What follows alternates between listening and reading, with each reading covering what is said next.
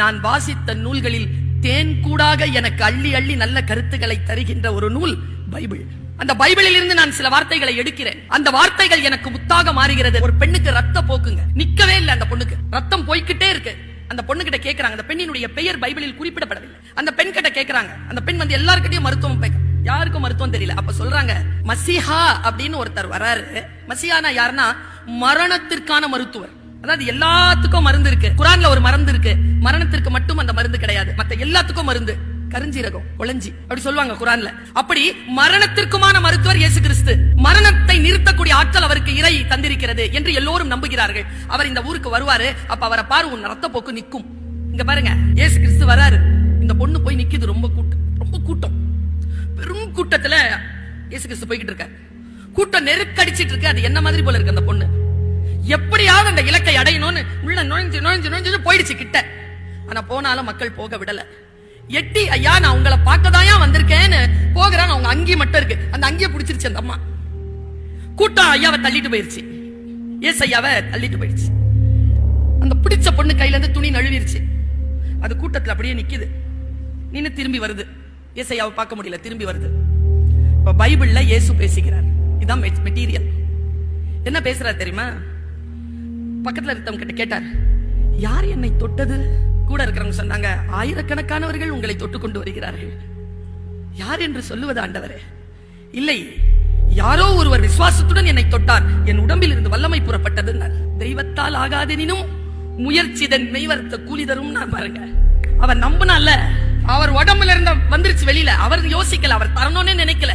தெய்வத்தால ஒண்ணுமே இல்ல, அவர் பாட்டுக்கு நடந்துகிட்டு இருக்கார். ஆனால் போய் அவர் விசுவாசத்துடன் பிடிச்சால, பிடிச்ச உடனே வல்லமை புறப்பட்டது. இப்படி சொல்கிறது. கேன்சருக்கு எதுங்க மருத்துவம்? நம்பிக்கை என்கிறதுங்க ஆழமான மருத்துவம். ஆழமாக நினை, உனக்கு குணமாகும் என்று நீ நினை. இந்த நினைவு இருக்கு இல்லையா, இந்த விசுவாசத்தை பலப்படுத்துகிறது கிறிஸ்துவ நூல். ஒரு ஐஸ்வர்யவான், அப்பொழுதுதான் பைபிளில் இந்த வாசகம் வருது, ஊசியின் காதுகளில் ஒட்டகம் நுழைந்தாலும் நுழையுமே தவிர ஒருபோதும் ஐஸ்வர்யவான் சொர்க்கத்தின் வாசலுக்குள் நுழைவதில்லை. ஏன் இந்த வார்த்தை வந்துச்சு உள்ள? நான் ஒரு முத்தெடுத்து கொடுக்கிறேன் உங்களுக்கு. என்ன வார்த்தை இது? ஏன் ஐஸ்வர்யவான்கள் உள்ளே போக முடியாது என்று சொல்கிறது பைபிள்? காசு படைத்தவர்களை பாவி என்கிறதா? இல்லை. விஷயத்தை பாருங்க எப்படி இருக்கு, நுட்பம் பாருங்க எப்படி இருக்கு.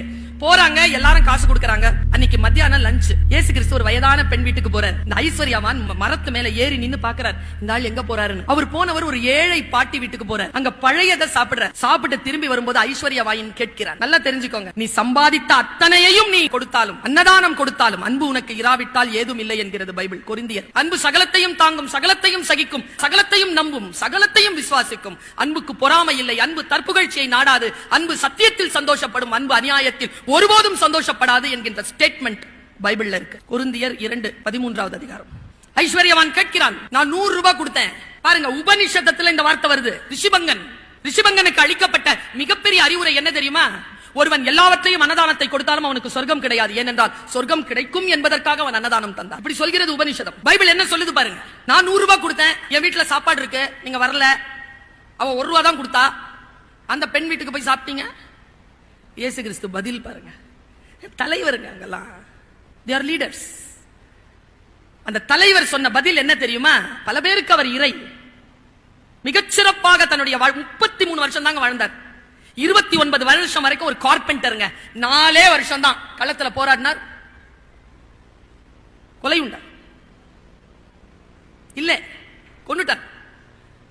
அந்த 3 வருஷத்தில் அவர் செஞ்சது என்ன? அவர் சொல்றார், நீ 100 ரூபாய் கொடுத்த, உண்மைதான். அவ 1 ரூபா கொடுத்த, உண்மைதான். என்ன வித்தியாசம் தெரியுமா? நீ உன்கிட்ட இருந்ததுல 100 ரூபாய் கொடுத்த, அவ தங்கிட்ட இருந்தது எல்லாத்தையும் சேர்த்து 1 ரூபாவா கொடுத்த.